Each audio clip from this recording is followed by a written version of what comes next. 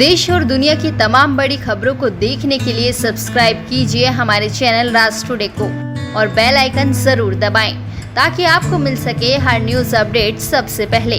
हमारे चैनल में विज्ञापन देने के लिए नीचे दिए गए नंबर पर संपर्क करें।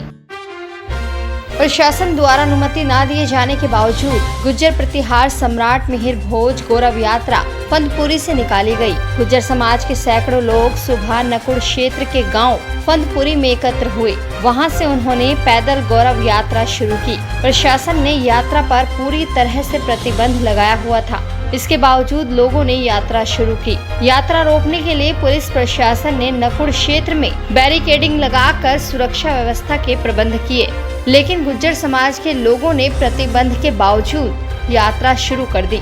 रविवार को यात्रा को लेकर जिला अधिकारी डॉक्टर दिनेश चंद्र और एसएसपी डॉक्टर विपिन टाड़ा ने दोनों समाज के लोगों से वार्ता कर स्पष्ट कर दिया कि किसी भी तरह की यात्रा नहीं निकलेगी। इसकी अनुमति भी 2 दिन पहले निरस्त कर दी गई है। जिले में धारा 144 भी लागू है। ऐसे में कोई नई परंपरा शुरू नहीं होगी। किसी ने कानून का उल्लंघन किया तो कार्यवाही होगी। सहारनपुर में सुरक्षा की दृष्टि से अग्रिम आदेशों तक इंटरनेट सेवाओं पर भी रोक लगा दी गई है। ब्यूरो रिपोर्ट, राज टुडे। काफ़ी समय से गुज्जर समाज ने अपनी यात्रा निकालने के लिए प्रार्थना पत्र दिया था। चूँकि नई परंपरा थी और किसी भी जातिगत आधार पर रैली या नई परंपरा का नहीं दी जा सकती थी। उप जिलाधिकारी ने पूर्व में ही उसको निरस्त किया था।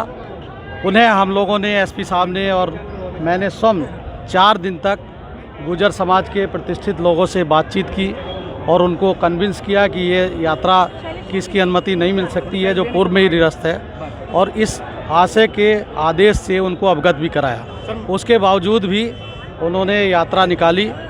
चूँकि यात्रा में किसी प्रकार की जनहानि ना हो, इसलिए हम लोगों ने बहुत संयम से 5 बार यात्रा को विभिन्न स्थानों पर रोका। चूँकि उसका यात्रा उसको नहीं कह सकते, बल्कि मोब था, भीड़ थी। उस भीड़ में अलग अलग नेतृत्व के लोग थे और उनमें कोई आपसी सहमति नहीं हो पा रही थी। 5 बार रोकने के पश्चात कुछ लोगों ने नकुड़ में अपनी यात्रा को समाप्त किया, कुछ लोगों ने उसको आगे ले गए।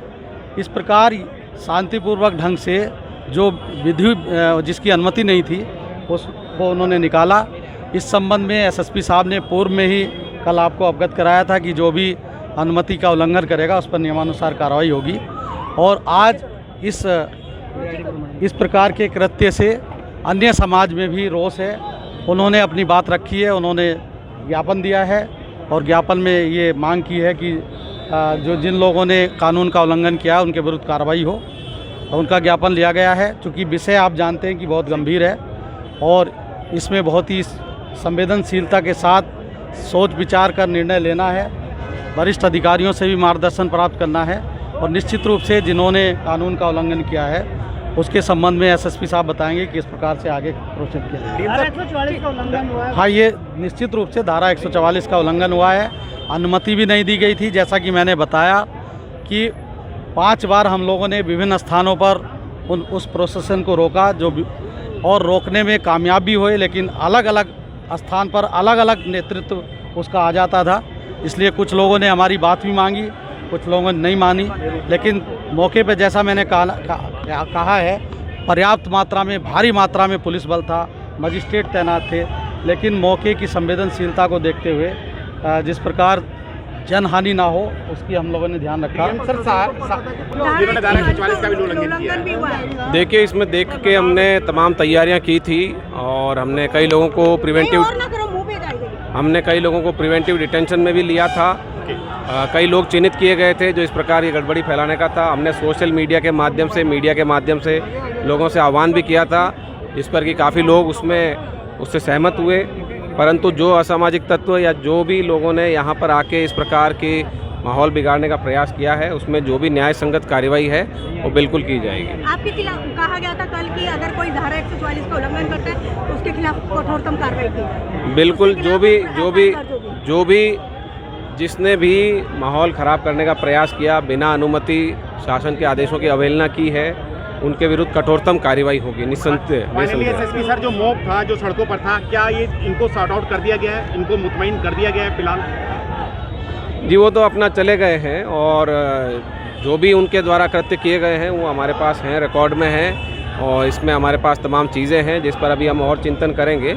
और जैसा कि डीएम साहब ने बताया कि सोच विचार करके इसमें जो भी न्याय संगत कार्रवाई है वो बिल्कुल की जाएगी। जो बैरिकेडिंग तोड़ी गई है, क्या उसकी भी धाराओं में तहत मामला दर्ज होगा? जी तोड़ फोड़ कोई नहीं हुई है, ना ही कोई मारपीट हुई है पूरे कार्यक्रम में, परंतु जो इन्होंने कानून का उल्लंघन किया है उस पर इसमें निस्संदेह कठोर कार्रवाई होगी, क्योंकि ये एक बड़ा ही गंभीर विषय है और इस प्रकार की घटनाओं को गंभीरता से हमारे द्वारा लिया जाएगा।